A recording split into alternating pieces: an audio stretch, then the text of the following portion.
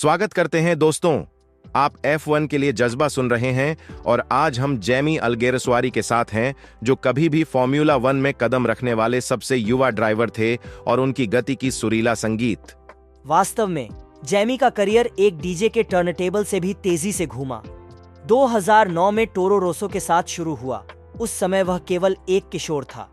हाँ, एक जवान लड़का जिसे रेड बुल ने पूरी समर्थन दी थी, लेकिन सफर बिल्कुल भी सहज नहीं था।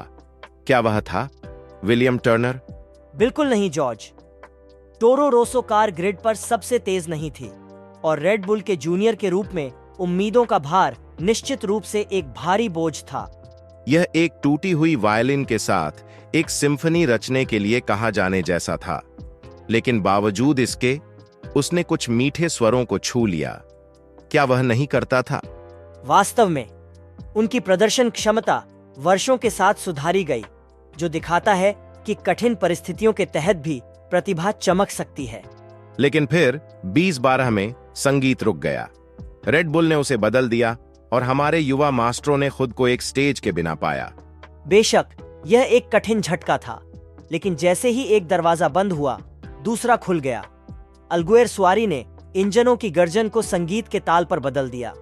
ओह, फॉर्मूला 1 की एड्रेनालाइन से भरी दुनिया से डीजे के धड़कनों वाले तालों तक, यह एक विनाइल रिकॉर्ड स्पिन की तरह मुलायम संक्रमण है। और यह उसकी अनुकूलता का प्रमाण है। रेसिंग सूट को छोड़कर डीजे सेट के लिए अल्गेरसवारी ने जीवन में एक नया ग्रूव खोजा है। उनकी यात्रा तेज रास्तों से बांस लाइंस तक सिर्फ करियर की बदलाव नहीं है, यह एक महाकाव्यात्मक कहानी है जो जुनून, सहनशीलता और दिल की बात सुनने की साहस की कहानी है। फॉर्मूला 1 की सीमाओं से परे एक कथा है जो संगीत की जगमगाहट में गूंजती है। अल्गेरसवारी का जीवन एक सिम्फनी है, मोहक, अस्त व्यस्त और सुंदरता से अप्रत्याशित। तो यहाँ है जैमी अल्गेरसवारी के नाम। उम्मीद है कि उसके बीट न केवल पटरी पर के समय की तरह बल्कि आगे भी प्रेरित करते रहें, क्योंकि दोस्तों, उसकी कहानी केवल ऐतिहासिक नहीं है बल्कि अविराम है। सुप्रभात पेट्रोल हेड्स, आप F1 के लिए जज्बा पर अपने पसंदीदा गुरुवार की सुबह की विशेष कार्यक्रम में संयुक्त हुए हैं, जहां हम फॉर्मूला 1 के महाकाव्यात्मक और ऐतिहासिक पहलू में डूबते हैं। मैं आपका मेजबान हूं जॉर्ज, जो सामान्य रूप से मास्ट्रो एंजो की जगह ले रहा हूं। और मैं हूं विलियम, आपका विश्वसनीय टिप्पणीकारी, जो आपको उच्च गति, गरजते इंजन और धड़कते दिलों की इस रोमांचक यात्रा पर ले जाने के लिए तैयार हूं। बिल्कुल सही दोस्तों। अब हमारे इंजनों को गर्म करने से पहले कृपया हमारे लिए एक अच्छा काम करेंगे। सब्सक्राइब बटन दबाएं, सूचनाएं सक्रिय करें और हमें टिप्पणियों में एक लाइन छोड़ें। और हाँ, अपने दोस्तों और परिवार के साथ प्यार साझा करने का कोई इनकार नहीं करें। यह हमारे गियर्स को चिकना रखने और शो को चलाने में मदद करता है। बिल्कुल सही। हर क्लिक, हर टिप्पणी, हर शेयर इस चैनल को जीवित रखने और आपके पसंदीदा शो को आगे लाने में बहुत मदद करता है। और हमें विश्वास दें, आप आगे क्या होने वाला है उसे छोड़ना नहीं चाहेंगे। आज हम थोड़ा गियर बदल रहे हैं। हम इंजनों के गर्जने से संगीत के ताल पर जा रहे हैं। क्या आपको रुचि हुई? और अधिक के लिए हमारे साथ जुड़े रहें। वास्तव में आज का विषय उत्कृष्ट होने के साथ साथ महत्वपूर्ण भी है। हम उस संगीत के ताल पर चरणशीलता से बात कर रहे हैं जो सामान्य फॉर्मूला 1 कथा से आगे जाने वाला एक महाकाव्यिक यात्रा है। क्योंकि दिन के अंत में यह सिर्फ तेज गाड़ियों और चेकर्ड झंडों के बारे में नहीं है, यह आग, सहनशीलता और दिल की बात सुनने की साहस है, चाहे रास्ता जहां भी ले जाए।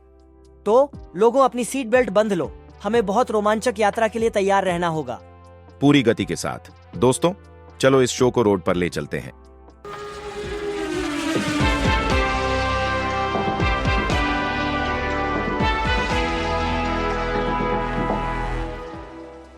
थोड़ा विचलित होकर दोस्तों, हमारी चैट आज के दिनांक 17 अक्टूबर 2027 को फॉर्मूला 1 वेबसाइट पर माइक सीमोर द्वारा लिखित एक लेख से जुड़ी है।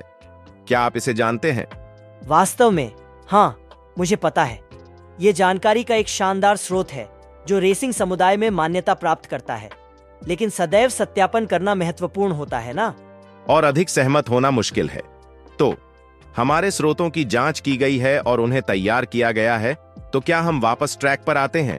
हाँ, चलिए यहां एक पिट स्टॉप लेते हैं। हमारी बातचीत आज एक लेख से उत्पन्न हुई है जिसे माइक सीमोर ने लिखा है। 17 अक्टूबर 2027 को फॉर्म्यूला 1 वेबसाइट पर प्रकाशित किया गया है। क्या आपको कुछ याद आ रहा है? वास्तव में यह याद आ रहा है। रेसिंग समुदाय में एक विश्वसनीय स्रोत जिसे ऊंची मान्यता मिलती है, लेकिन हमेशा की तरह कई स्रोतों की पुष्टि महत्वपूर्ण है। सही? बिल्कुल सही। अब रेसकोर्स से रिकॉर्ड स्टूडियो तक हमारी यात्रा पर वापस चलते हैं। हाँ, आज हम जैमी अल्गेरसुआरी की दिलचस्प यात्रा के बारे में बात कर रहे हैं, जो अपने 30 सालों की उम्र में काफी कुछ देख चुके हैं। अल्गेरसुआरी ने टोरो रोसो के साथ दशक के अंतिम वर्षों में फॉर्म्यूला 1 इतिहास के सबसे युवा ड्राइवर बने, लेकिन 2 और आधी सीजन के बाद उन्होंने अचानक अपनी सीट खो दी और साथ ही मोटरस्पोर्ट के प्रति उनका प्यार भी। इसने उन्हें पूरी तरह से अलग रास्ते पर ले जाया, संगीत के करियर की ओर। काफी चक्कर, क्या आप कहेंगे? बिल्कुल। कॉकपिट से डीजे डेस्क की ओर एक बड़ा कदम है। ये आपके सामान्य करियर परिवर्तन से अलग है। क्या आपको उनके मोटरस्पोर्ट में शुरुआती जीवन के बारे में और विस्तार से जानकारी चाहिए? वैसे तो मोटरस्पोर्ट हमेशा से अल्गेरसुआरी के जीवन का हिस्सा रहा है। उनके पिता 57 दशक में एक ग्रां प्री मोटरसाइकिल रेसर थे और बाद में एक प्रसिद्ध पत्रिका सोलो मोटो के संचालक बने, जिसका अर्थ होता है केवल मोटरसाइकिल। पहले तो ऐसा लगता था कि जैमी अपने पिता के पगड़ी चढ़ाने के लिए तैयार हैं। हाँ, यह कहना सुरक्षित है कि उनके मोटरस्पोर्ट में पहले से ही होने वाले प्रभाव ने उनके करियर को आकार देने में महत्वपूर्ण भूमिका निभाई। लेकिन क्या हमारे पास कोई ऐसे उदाहरण हैं जहां अन्य ड्राइवर्स ने करियर बदल दिया है? यह एक रोचक सवाल है। हालांकि हम बहुत सारे ड्राइवर्स को ऐसे ड्रामेटिक करियर स्विच नहीं करते देखते हैं, लेकिन संघर्षात्मक विदाई के बाद ड्राइवर्स ने अन्य प्रेरणाओं की खोज की है। उदाहरण के लिए, पूर्व फॉर्म्यूला 1 ड्राइवर गेरहार्ड बर्गर ने सफल व्यापारी करियर में प्रवेश किया, लेकिन हम अपने भविष्य के एपिसोड में इस तरह के उदाहरणों पर गहराई से जाएंगे। लेकिन अल्गेरसुआरी की ओर वापस, ये मुझे अपने बचपन की एक याद दिलाता है। अल्गेरसुआरी की तरह मैं भी एक चारों तरफ चुनाव के मध्य में खड़ा हुआ, जहां मुझे फुटबॉल और कार्टिंग के बीच चुनना पड़ा। दोनों में मेरा प्यार था, लेकिन अंततः मैंने कार्टिंग का चयन किया। शायद यह कुछ ऐसा था जो गति के उत्साह को लेकर था। और फिर भी यहाँ आप हैं जो वास्तव में बड़े स्तर तक पहुंचे वालों के बारे में बात कर रहे हैं। अरे, अब रुको, बस 1 मिनट धीरे रखो। हम सभी को स्पॉटलाइट के लिए नियत नहीं होती है, लेकिन हम बेशक उनकी कदर कर सकते हैं, क्या हम नहीं? माफी चाहता हूं दोस्त, मेरा मतलब किसी को ठेस पहुंचाना नहीं था। चलो फिर हम अल्गेरसुआरी की कहानी के साथ जारी रखते हैं। अल्गेरसुआरी की सिंगल सीटर्स में यात्रा बहुत प्रभावशाली है। उन्होंने अपने पहले सिंगल सीटर अभियान में फॉर्म्यूला जूनियर 1600 इटालिया में तीसरी स्थान प्राप्त किया और फिर 2006 में फॉर्म्यूला रेनो 2.0 में चले गए। लेकिन सबसे प्रभावशाली बात थी कि अल्गेरसुआरी ने 2008 के प्रतिस्पर्धी मैदान में सर्जियो पेरेज और एक बार टोरो रोसो ड्राइवर रहे ब्रेंडन हार्टली को पीछे छोड़ दिया, जो अब एक वर्ल्ड एंड्योरेंस चैंपियनशिप धारक हैं। इन सभी रेसिंग प्रतिभाओं के संगम को देखना बहुत रोचक है। बिल्कुल, और यह काफी मनोरंजक है ना? कहीं ना कहीं यह कहा जा सकता है कि फॉर्म्यूला 1 एक पुराने साथियों से मिलने की तरह होता है, जहां आप अपने पुराने प्रतियोगियों से मिलते हैं। हाँ, सच कहा। कल आप जूनियर सर्किट पर टकराव में हो रहे हो और कल परसों आप फॉर्म्यूला 1 में पिट लेन को साझा कर रहे हो। ये कितना अद्भुत होगा। हाँ, सच में अजीब है कि जीवन कैसे बदल जाता है। अब अल्गेरसुआरी की यात्रा पर वापस चलते हैं। अल्गेरसुआरी की फॉर्म्यूला रेनो 2.0 में बिताए गए समय की विवरण बहुत साफ है। उन्होंने हेलमुट मार्को से आए बहुत दबाव के बारे में बात की है, लेकिन उन्होंने यह भी जोर दिया है कि मार्को के तरीके हार्श होम वो प्रभावी थे। उन्हें यह मालूम था कि अगर उन्होंने 2008 में ब्रिटिश F3 चैंपियन नहीं बना तो रेड बुल उन्हें छोड़ देगा। ये वास्तविकता को दिखाने वाली बात है, फॉर्म्यूला 1 की उच्च दबाव और उच्च दांव वाली दुनिया की। ना? बिल्कुल सही है। मैं अपने बचपन की यादों को याद करने से रोक नहीं सकता। बेशक मैं फॉर्मूला 1 की ओर नहीं जा रहा था, लेकिन मैं एक स्थानीय फुटबॉल टूर्नामेंट में प्रतिस्पर्धा करते हुए याद रखता हूँ। कोच निर्दयी थे, हमेशा हमें हद तक पहुंचाते थे, विजय से कम कुछ नहीं चाहते थे। ये कठिन था, लेकिन पुनर्विचार करते समय ये मुझे अनुशासन, सतत परिश्रम और दबाव से निपटने के बारे में बहुत कुछ सिखाया। बिल्कुल सही। वे अनुभव, हालांकि चुनौतीपूर्ण, अक्सर हमें गहरे रूप में बदल देते हैं, और स्पष्ट रूप से वे अल्गेरसुआरी को उस ड्राइवर में बदलने में महत्वपूर्ण भूमिका निभाए। फॉर्मूला रेनो 3.5 में अपनी क्षमता साबित करने के बाद अल्गेरसुआरी को फॉर्मूला 1 में अप्रत्याशित ब्रेक मिला, जब टोरो रोसो को मध्य मौसम में एक प्रतिस्थानक चाहिए था।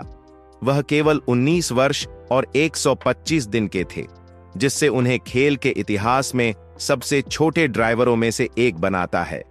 फॉर्मूला 1 की उच्च दबाव वाली दुनिया में इतने युवा ड्राइवर को धक्का देने पर आपका क्या विचार है? ये वास्तव में एक दोहरी तलवार है। एक ओर ये युवा ड्राइवर खेल में ताजगी और दृष्टिकोण लाते हैं, दूसरी ओर दबाव और उम्मीदें अत्यधिक होती हैं। अल्गेरसुआरी का डेब्यू हंगेरियन ग्रां प्री में एक मिसाल है। उन्होंने फील्ड के पीछे से शुरुआत की और 15वां स्थान पर समाप्त किया। यह चुनौतीपूर्ण है, लेकिन यह एक तेज, गहरे पानी में सीखने का भी तरीका है। यह एक निष्पक्ष बात है। यह वास्तव में एक उच्च जोखिम, उच्च पुरस्कार की स्थिति है। इसी के संबंध में चलिए अल्गेरसुआरी के फॉर्मूला 1 में पहले कदम की ओर और गहराई में उतरें। अल्गेरसुआरी का पहला फॉर्मूला 1 सीजन काफी तेज था, क्या नहीं? उन्हें मौसम के बीच में धक्का दिया गया था, जिससे उन्हें तत्परता से सीखना पड़ा, और इसके अलावा उन्होंने अपने नए फॉर्मूला 1 कर्तव्यों को अपने चल रहे फॉर्मूला रेनो 3.5 के कर्तव्यों के साथ मिलाया। अब मैं गलत हो सकता हूं, लेकिन मुझे लगता है कि अल्गेरसुआरी ने जूनियर श्रेणी में अपनी पहली विजय को जीता था, सिर्फ हंगेरिंगोरिंग में अपने फॉर्मूला 1 डेब्यू के कुछ दिनों बाद। ये काफी संभावित लग रहा है, लेकिन हमें सुनिश्चित करने के लिए शायद जांच करनी चाहिए। हाँ, वास्तव में। तो फिर हम थोड़ी देर में विक्टोरिया को एक जल्दी से कॉल करते हैं। नमस्ते विक्टोरिया, आशा है आप ठीक हैं। फॉर्मूला 1 में अल्गेरसुआरी के डेब्यू सीजन और उनके समयानुसार फॉर्मूला रेनो 3.5 में उनकी कार्यकाल के बारे में एक छोटा सवाल है। मेरे अनुसार उन्होंने अपनी पहली विजय को जूनियर श्रेणी में अपने फॉर्मूला 1 डेब्यू के कुछ दिनों बाद हासिल की थी। क्या आप इसे हमारे लिए पुष्टि कर सकते हैं? हाँ, समझा। उस स्पष्टीकरण के लिए धन्यवाद विक्टोरिया। प्रारंभिक चुनौतियों के बावजूद अल्गेरसुआरी को फॉर्मूला 1 में अपनी जगह ढूंढने में कामयाबी मिली। वह प्योर पेस पर ब्यूमी के करीब आ रहे थे और मलेशिया, स्पेन और अबू धाबी में अंक भी स्कोर करने में सफल रहे। लेकिन यह न भूलें, यह एक खेल है जहां परिस्थितियां तुरंत बदल सकती हैं। उनके आत्मविश्वास और नियंत्रण में बढ़ोतरी होने के बावजूद हमेशा कोई आघात का खतरा, अप्रत्याशित चुनौती या प्रतिस्पर्धी मंजर में महत्वपूर्ण परिवर्तन का खतरा होता है। बिल्कुल सही। फॉर्मूला 1 उत्तेजनादायक होने के साथ साथ अप्रत्याशित भी है। हर रेस, हर सीजन अपनी विशेष चुनौतियों के साथ एक नया सफर है। अल्गेरसुआरी के बढ़ते आत्मविश्वास और सुधारती प्रदर्शन की उम्मीदें थीं, लेकिन जैसा कि आपने सही तरीके से कहा है, इस खेल में कुछ भी निश्चित नहीं होता। हाँ, और यही अप्रत्याशितता है जो इसे इतना रोचक खेल बनाती है। किसी भी स्थिति में चलिए अल्गेरसुआरी के सफर के साथ आगे बढ़ते हैं। ऐसा लगता है कि उन्हें फॉर्मूला 1 पारिस्थितिकी में अधिक सुखद महसूस हो रहा था। यहां थोड़ा संदर्भ डालने के लिए मैंने फॉर्मूला 1 वेबसाइट पर इस रोचक लेख का पता लगाया। इस लेख का शीर्षक लाइट्स टू फ्लैग, जैमी अल्गेरसुआरी की उनकी किशोरावस्था में फॉर्मूला 1 डेब्यू पर था। इसे माइक सीमोर ने लिखा था और यह 17वीं अक्टूबर 2173 को प्रकाशित किया गया था। ओह हाँ, मुझे माइक सीमोर के काम से अवगत है, और फॉर्मूला 1 वेबसाइट वास्तव में खेल से संबंधित सभी चीजों के लिए एक विश्वसनीय स्रोत है। आपने सही तरीके से बताया है। फॉर्मूला 1 इतिहास और व्यक्तिगत ड्राइवर के सफर की चर्चा करते समय ऐसे विश्वसनीय स्रोतों का संदर्भ देना महत्वपूर्ण है। बिल्कुल। अब हम अलगेरसवारी की कहानी पर वापस आते हैं। उन लोगों के लिए जो हाल ही में हमारे साथ जुड़े हैं, एक त्वरित संक्षेप में यह बताते हैं। हम जैमी अलगेरसवारी के फॉर्मूला 1 के सफर पर चर्चा कर रहे हैं, जो संघर्ष और सहनशीलता की कहानी है। इस युवा ड्राइवर को मौसम के बीच में फॉर्मूला 1 की उच्च गति दुनिया में धकेल दिया गया था। प्रारंभिक चुनौतियों के बावजूद अलगेरसवारी ने अपनी जमीन तलाशी, अपने F1 के जिम्मेदारियों को फॉर्मूला रेनो 3.5 के कार्यों के साथ मिलाते हुए उन्होंने अद्भुत विकास और आत्मविश्वास दिखाया, मलेशिया, स्पेन और अबू धाबी में अंक जमा किए। लेकिन जैसा कि हम जानते हैं, फॉर्मूला 1 की दुनिया में कुछ भी निश्चित नहीं होता। आपकी क्या राय है? बिल्कुल, यह अलगेरसवारी की संघर्षशीलता और सहनशीलता का प्रमाण है। उनकी यात्रा फॉर्मूला 1 की अप्रत्याशित और रोमांचक नीति को परामर्श करती है। अब चलिए उनके करियर और उन्होंने किन चुनौतियों का सामना किया है, इसे और गहराई से जानते हैं। हाँ, बिल्कुल। लेकिन हम आगे बढ़ने से पहले अलगेरसवारी की दृढ़ता और समर्पण को सराहना करने के लिए एक पल ले लें। जितनी रोचक उनकी यात्रा है, उसमें कठिनाइयों का भी अपना हिस्सा था। यदि आप अभी तक जुड़े हुए हैं, तो आप जैमी अलगेरसवारी के F1 करियर की एक गहराई से वापसी के बीच सही जगह पर हैं। यह युवा ड्राइवर ने फॉर्मूला 1 की जटिल, उच्च स्टेक दुनिया को अपनी वर्षों से अधिक दृढ़ता के साथ नेविगेट किया। इसके अलावा उन्होंने अपनी गति ढूंढी और 2010 के अभियान के लिए टोरो रोसो के साथ अपनी जगह सुनिश्चित की, मलेशिया, स्पेन और अबू धाबी में अपने पहले अंक जमा किए। सफलताओं के बावजूद हम खेल की अप्रत्याशित पक्ष पर भी चर्चा कर रहे हैं। क्या यह सही लग रहा है? बिल्कुल, और यह महत्वपूर्ण है कि अलगेरसवारी की कहानी हमें याद दिलाती है कि फॉर्मूला 1 सिर्फ चमक और शानदारी के बारे में नहीं है। यह कठिन काम, सहनशीलता और नई चुनौतियों के तेजी से अनुकूल होने की क्षमता के बारे में भी है। बहुत अच्छी बात कही है। अब चलिए अलगेरसवारी की फॉर्मूला 1 की यात्रा के बाकी हिस्से के साथ आगे बढ़ते हैं। आप जानते हैं, फॉर्मूला 1 को वर्षों से आकार देने वाले तकनीकी नवाचारों के बारे में सोचना बहुत रोचक है। उदाहरण के लिए 2010 में बातचीत का विषय था F-डक्ट। यह एक चतुर्थतंत्र था जिससे ड्राइवर्स को कॉकपिट से कार के पिछले हिस्से तक एक हवा नल को मैन्युअली नियंत्रित करने की अनुमति मिलती थी। यह नवाचार ड्रैग को कम करता था और उच्चतम गति के लिए अनुमति देता था। यह आज के दिन की तरह एक प्रारंभिक ड्रैग रिडक्शन सिस्टम यानी DRS के रूप में काम करता था। अब यहां एक दिलचस्प तथ्य है, F-डक्ट को अलगेरसवारी के टोरो रोसो सहित सभी टीमों ने लागू नहीं किया था। हाँ, बिल्कुल सही है। ये कई टीमों के लिए एक तकनीकी चुनौती थी, लेकिन इस उपकरण के बावजूद टोरो रोसो ने उस मौसम में अंक अर्जित करने में कामयाबी हासिल की। ये काफी प्रभावशाली है, क्या आपको लगता है? बिल्कुल सही। ऐसा लगता है जैसे वे एक जूता उतार कर दौड़ रहे थे और फिर भी कदम रखने में सफल रह रहे थे। लेकिन मुझे बताइए, वे सिर्फ कदम रखने से काम नहीं चल रहे थे, वे बड़े बड़े कदम उठा रहे थे। हाँ, यह अच्छा है। उन्होंने निश्चित रूप से अपने हानिकारक तत्व को अपने आप को रोकने नहीं दिया। मुझे लगता है कि इसमें हम सभी के लिए एक सबक है। हाँ, वास्तव में शायद कहावत में कुछ सत्य हो सकता है कि आवश्यकता आविष्कार की जननी होती है। 2011 सीजन की ओर आगे बढ़ते हुए टोरो रोसो और अलगेरसवारी के लिए हालात सुधरने लगे। इस बार टीम ने ब्लोन डिफ्यूजर को लागू करने में सफलता प्राप्त की, जो एक नवाचारी प्रौद्योगिकी थी जो गाड़ी के पीछे निचले दबाव को बढ़ाने के लिए उगलते धुएं को पुनर्निर्देशित करती थी। ऐसा लगता है कि इस प्रौद्योगिकी के सम्मिलन से प्रदर्शन में सुधार हुआ। क्या आप ऐसा कहेंगे? बिल्कुल, उनके प्रदर्शन में उस साल एक सुधार दिखा। और प्रदर्शन की बात करते हुए अलगेरसवारी ने उस साल के कैनेडियन ग्रां प्री में एक महत्वपूर्ण उभरता हुआ काम किया। हालांकि रेस को कठिन स्थितियों ने बिगाड़ दिया था, उन्होंने पिट लेन से 8वें स्थान तक रेस खेलने का काम किया। काफी उपलब्धि। ओह, बिल्कुल। और हम उसकी 2011 में स्पा फ्रैंकोरचाम्प्स में 6ठे स्थान पर दौड़ को भी भूल नहीं सकते।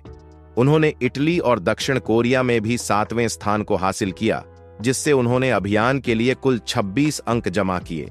यह उनके सह टीममेट ब्यूमी से 11 अंक अधिक हैं। सचमुच अलगेरसवारी टोरो रोसो के निर्माताओं के चैंपियनशिप स्थानक उठाने में एक महत्वपूर्ण खिलाड़ी थे। 2009 में 10वें स्थान से 2011 के अंत तक 8वें स्थान तक, यह एक महत्वपूर्ण आगे की कूद है।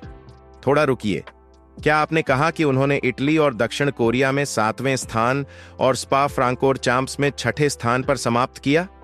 वाह, यह बहुत बड़ी बात है। अलगेरसवारी ने निश्चित रूप से उस सीजन में अपने दिल से गाड़ी चलाई है। यह सचमुच दिखाता है कि सततता, कठिन मेहनत और थोड़ा भाग्य चीजों को बदल सकते हैं। अब यहां कहानी एक बहुत ही नाटकीय मोड़ लेती है। 2011 सीजन में अलगेरसवारी और टोरो रोसो ने सकारात्मक प्रगति बनाई और माइकल शूमाकर और निको रोसबर्ग जैसे बड़े नामों को भी हराने में कामयाब रहे, लेकिन रेड बुल ने एक बहुत ही साहसिक फैसला लिया। हाँ, वे ऐसा कर दिया। यह फॉर्मूला 1 दुनिया को हिला देने वाला एक अप्रत्याशित कदम था। उन्होंने 2012 के लिए अलगेरसवारी और ब्यूमी दोनों की जगह बदलने का फैसला किया। क्या आप सोच सकते हैं, यह एक ऐसा झटका था। उनके स्थान पर 2 अन्य जूनियर ड्राइवर्स डेनियल रिकार्डो और जीन एरिक वर्गने आए। उस समय अलगेरसवारी केवल 21 वर्ष के थे। उनका फॉर्मूला 1 सपना ऐसा लग रहा था कि वह बस तभी गति पकड़ रहा था जब यह सब खत्म हो गया। यह एक बहुत ही क्रूर भाग्य का उलटा मोड़ है। जब आप सोचते हैं कि सब कुछ आपके रास्ते में है, तब ऐसे एक फैसले से आपको अचानक धोखा मिलता है। यह एक काफी सोचने पर मजबूर करने वाला याददाश्त है कि फॉर्मूला 1 की दुनिया में आपके सर्वोत्तम प्रयासों और उपलब्धियों के बावजूद चीजें एक पल में बिगड़ सकती हैं। इस अनिश्चितता का सामना करना काफी भयानक हो सकता है। वास्तव में यह एक उच्च दांव वाला खेल है और कभी-कभी फैसले खुद रेसों की तरह अप्रत्याशित होते हैं। हालांकि अलगेरसवारी को बदलने का फैसला परिणामों या खेल के प्रकार के आधार पर नहीं था। जैसा कि उन्होंने कहा, यह निश्चित रूप से एक कठोर झटका था। यह ऐसा है जैसे आप 15 साल की उम्र से जुड़े हुए एक परिवार को अचानक खो दें। लेकिन यहां यह बात है, इसके बावजूद उन्होंने फिर भी इस अवसर के लिए कृतज्ञता दिखाई।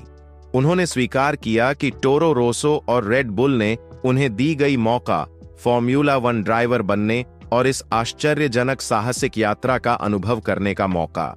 यह काफी परिपक्व दृष्टिकोण है ना? चीजों के अंत के तरीके के बावजूद मौके की प्रशंसा करने की क्षमता रखना। बिल्कुल सही। और यह न भूलें, यहां एक चमकीला तत्व भी था।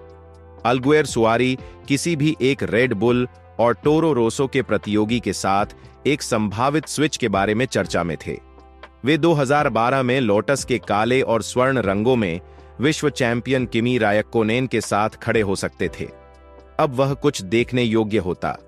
वास्तव में यह दिखाता है कि जब एक दरवाजा बंद होता है तो दूसरा खुल सकता है।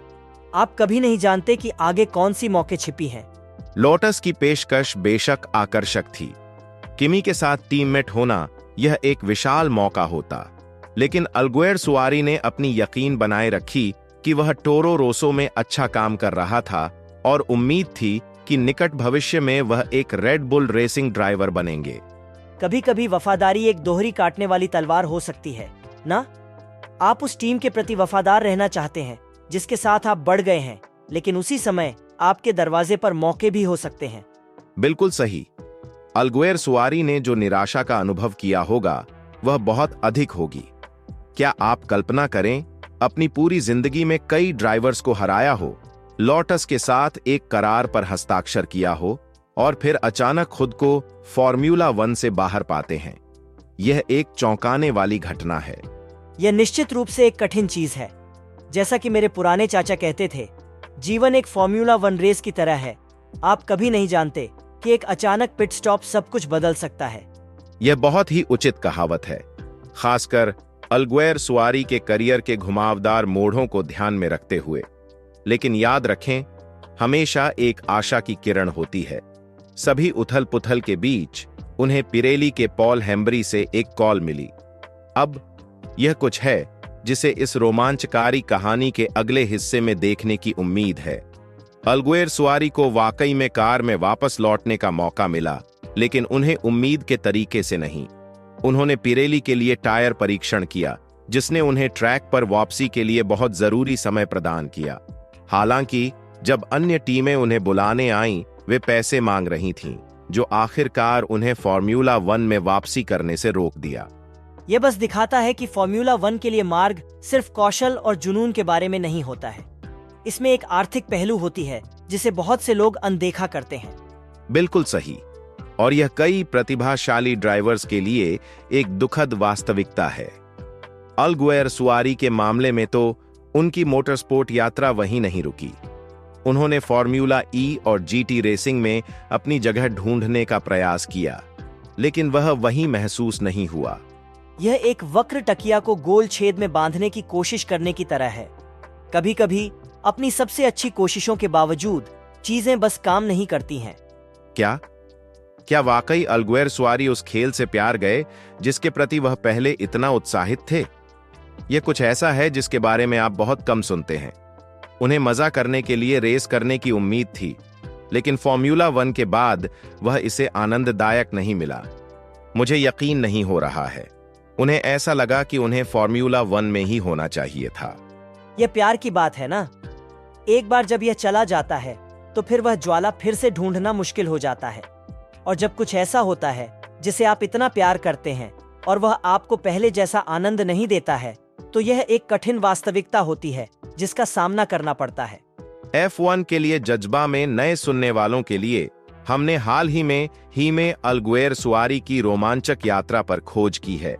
उनके टोरो रोसो और रेड बुल से आश्चर्यजनक निकासी से लेकर लोटस में शामिल होने की कोशिश तक चीजें एक मोड़ ले लीं जब उन्होंने नई अवसरों के बजाय वफादारी का चयन किया। पायरेली के लिए टायर परीक्षण में अपनी देखभाल के लिए भटकते हुए और फॉर्मूला ई और जीटी रेसिंग में असफल अवधियों के साथ कहानी और रोमांच बढ़ा। उनका रेसिंग के प्रति उत्साह कम होता चला गया। अल्गुएर सुआरी खुद को एक दिलचस्प मोड़ पर पाए। अब तक यह काफी रोचक कहानी है। क्या आप सहमत हैं? बिल्कुल सही। यह एक स्पष्ट चेतावनी है कि मोटरस्पोर्ट की दुनिया कितनी अप्रत्याशित हो सकती है।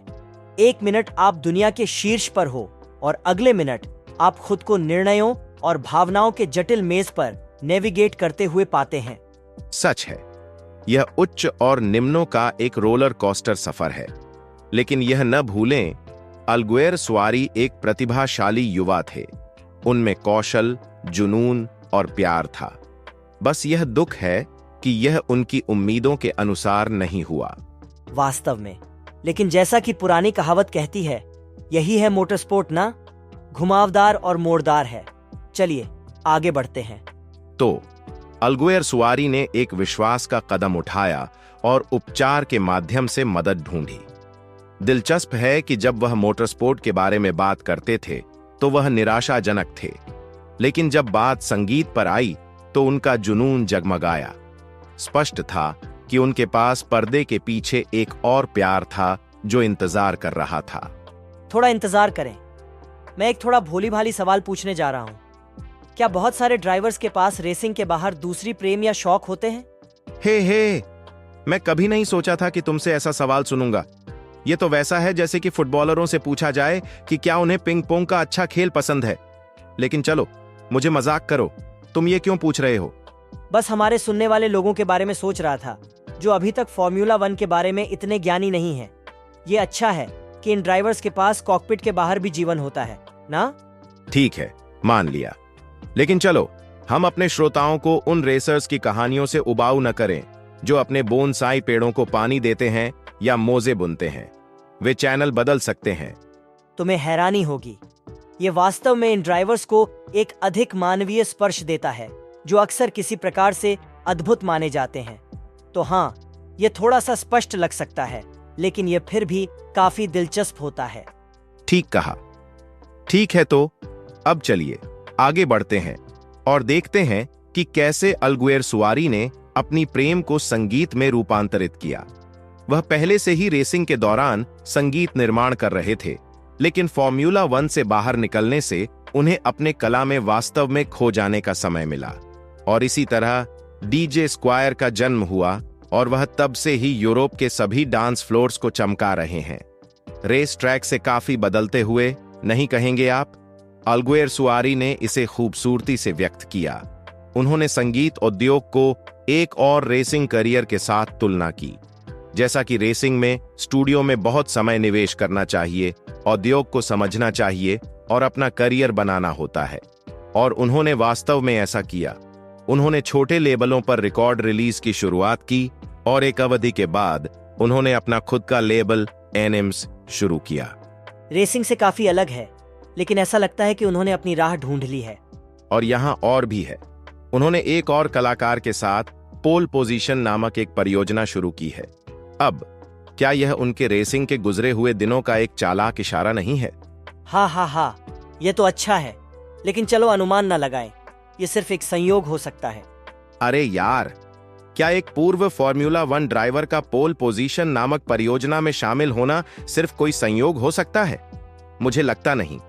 यह तो सुविधाजनक लगता है, लेकिन चलो यहाँ अफवाहों की दुकान नहीं खोलें। हम तथ्यों पर ही काम करें, ठीक है? हे, ठीक है। तो कोई अनुमानित कहानियां नहीं।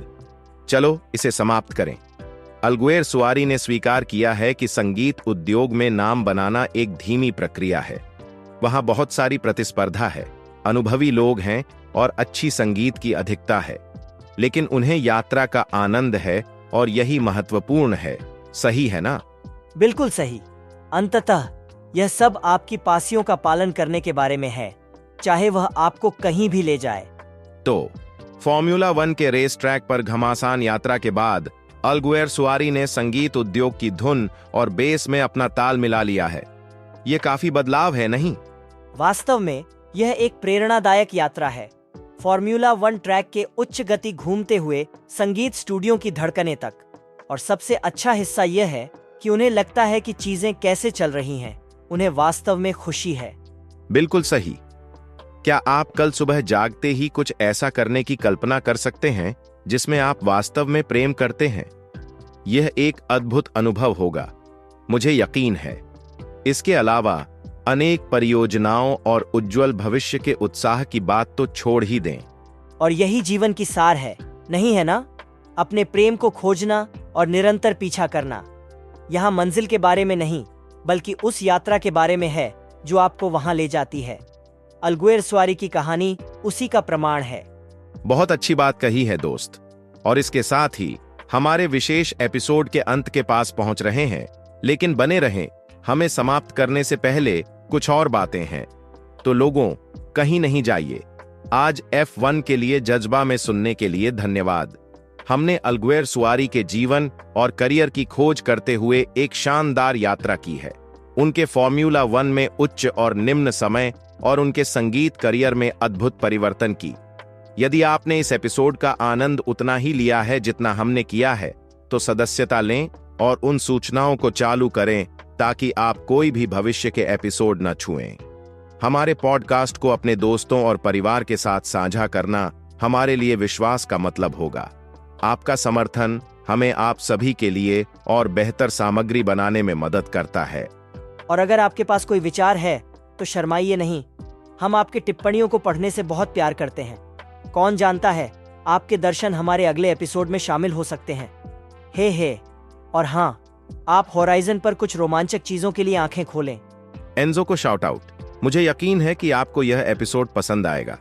हमारे सभी सुनने वालों को आपके समर्थन के लिए हम बहुत आभारी हैं और हम पहले से ही अगले एपिसोड की तरफ देख रहे हैं। बिल्कुल सही। हम सभी इस यात्रा में साथ हैं। हम शायद नहीं जानते कि सड़क कहां जाती है, लेकिन जब तक हम एक दूसरे के पास हैं और हमारे पास फॉर्मूला 1 के प्रति प्यार है, यह यात्रा लायक होगी। जॉर्ज और विलियम, मेटल पेडल को दबाएं, सड़क पर अपनी नजरें बनाए रखें। हमारे चैनल का सामग्री सोने की तरह है। अगले एपिसोड में मिलते हैं दोस्तों।